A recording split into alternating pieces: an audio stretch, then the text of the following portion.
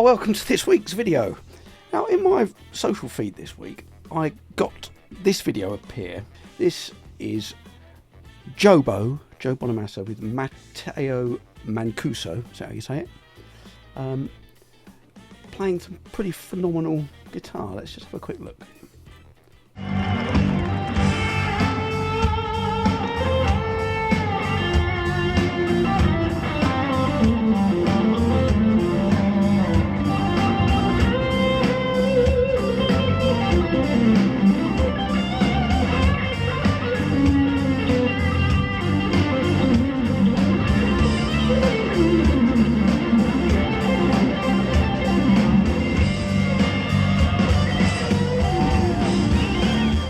Pretty amazing, isn't it?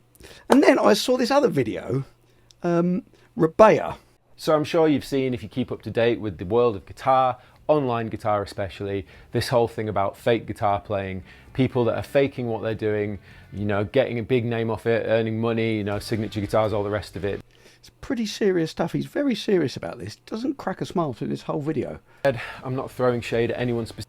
Now fortunately the guy that edits his videos is trying to lighten the mood of this video by putting these funny little captions on. That's that guitarist who I believe got caught out for faking, so I don't even remember his name. I don't really tend to watch that kind of thing, but Rebea obviously thinks this is a pretty damn serious issue. Where I personally think that it's not necessarily right or it's not necessarily fair is to put your camera in your bedroom, sit there in your chair and play this, whatever it is. I'm only talking about guitar because I'm a guitarist and that's what I'm engaging with, but play these insane guitar parts, suggesting that it is in the moment, it's live, it's off the cuff, and then posting that to Instagram or to YouTube, because I think that that's misleading, it's definitely unfair, and it starts to promote some pretty negative vibes, if you ask me, especially for younger players and even for people like myself. I think this video might be, let's have a quick look, it might really be an excuse for him to, or a vehicle for him to do some of his guitar playing. Here's a bit of it.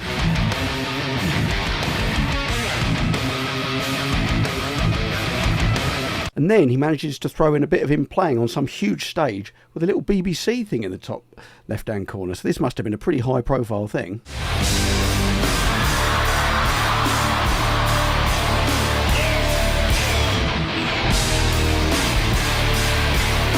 Anyway, that's obviously a fairly significant, important point, and luckily you won't ever catch me doing that. Let me just show you this. So in my last video, I was a bit disappointed with myself. I discovered I was unable to play the guitar solo from the guitar duel at the end of the film Crossroads. I used to be able to play it when I was younger, but I've been practicing now for 2 days.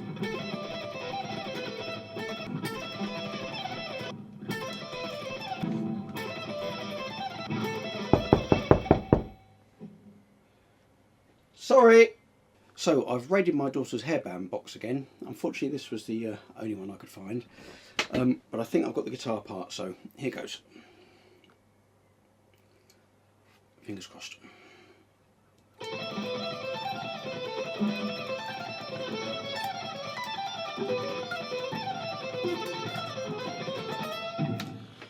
Whew.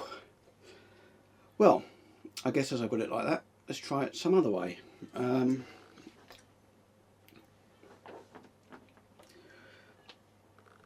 Here we go.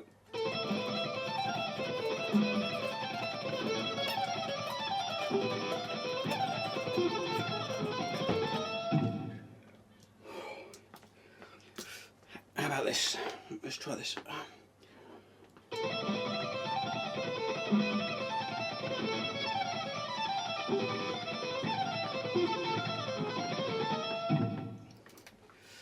So there we go. Practice makes perfect. I'm glad I put the work in. So after seeing these videos, I got to thinking, well, Matteo, really, he is the most unbelievable guitarist on the internet. In fact, I seem to remember he played that thing that I just showed you that I did behind my head and everything. Hang on.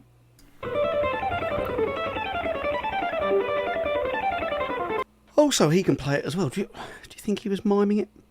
I'm not sure he was miming it. I think it's gone beyond that.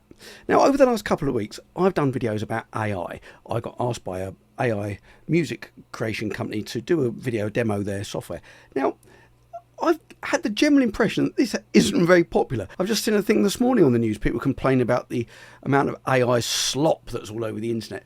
And that wasn't really the point I was trying to make. I was trying to make the point that this music AI software, actually, if you use it properly, can be quite a useful tool. But it seems that quite a lot of musicians are anti. I don't know what makes them so anti. I wasn't anti right from the start. I thought it would be a good thing. And that was what I was trying to prove, seemingly unsuccessfully, in my videos. It's completely inspired me, that bit of AI software, and I've now got a whole album's worth of songs that were not quite finished. I've been working on some of them for nearly 10 years, not quite finished, and just that little bit of help and inspiration from the AI didn't write anything for me, it just helped as a tool. I've got all these songs finished, so I don't see anything wrong with it personally. But I digress, and I'm now wondering whether Matteo, maybe he's AI generated. Now, I'm no expert in AI, but within, I don't know, this probably took me, I reckon, maybe about 5 minutes, using a couple of different prompts, I've managed to come up with this. I've got a guitarist wearing a hoodie, playing some pretty unbelievable guitar. Now, this is not an expert doing it. Let me show you the video, but just imagine if someone was dedicated to this and they knew what they were doing.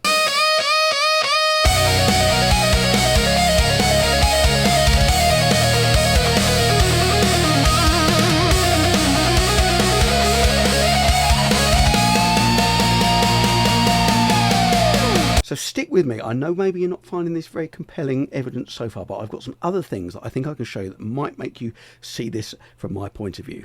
Now, that little clip I showed you at the start of Matteo playing with Jobo, now I realise that's a live clip in front of a live audience, and well, let me maybe extend this speculation that maybe Jobo is AI guitarist version 1.0, and now Matteo is AI guitarist version 3.0, even 5.0. I mean, it looks like the software's really come on from when they did Jobo.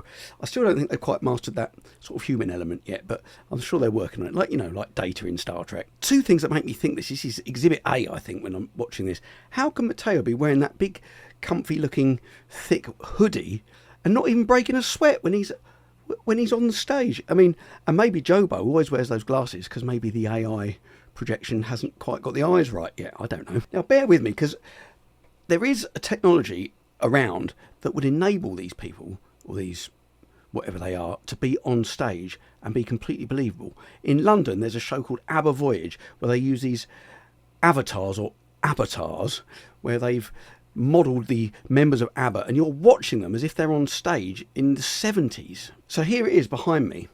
This is what you see. You go and see it live, and it's completely immersive. I don't know how they do it.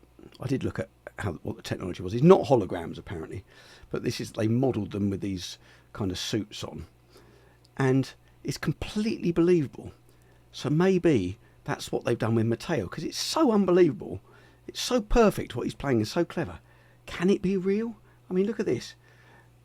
If they're using this technology, surely, I mean, he still looks the same as, well, unless he is 76 years old, but look at that. If they can maybe use that technology to recreate Jobo and Matteo, this is maybe what we're looking at. Now, you may still be unconvinced, but my last bit of evidence here, this interview with Rick Beato, where he interviewed Matteo. Now, look, I've got it here on the screen here. If we look, I've noticed that Rick and Matteo are never on screen at the same time. Look. If you're going to generate a hologram, because I don't think Rick's a hologram. I saw him live, well, could be, couldn't he? But I saw him live last year. Check my video on that. It was very good. But look, they're separate. Each time, they're never on the screen together. It's amazing. I never noticed it till I started looking at it here. But look, never at the same time. Keep going. Keep going.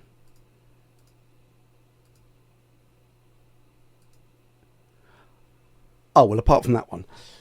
But I always think the best thing with these kind of bits of evidence that don't agree with your conspiracy theory that you're trying to develop, it's best just to ignore them completely. I mean, you could have done that with a split screen thing anyway, couldn't you? So let's not worry about that for now. But I hope you enjoyed the video. Maybe that evidence is compelling. What do you think? I mean, think he might be AI generated?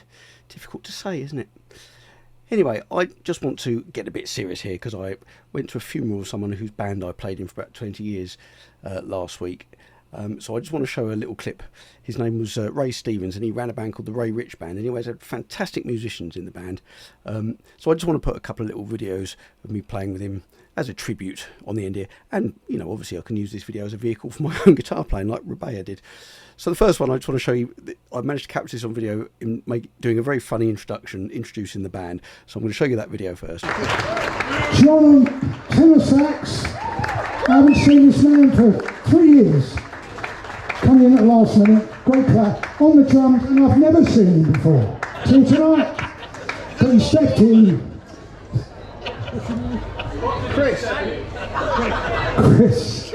on the drums, putting the beat in our feet, just to prove that you've never seen him before.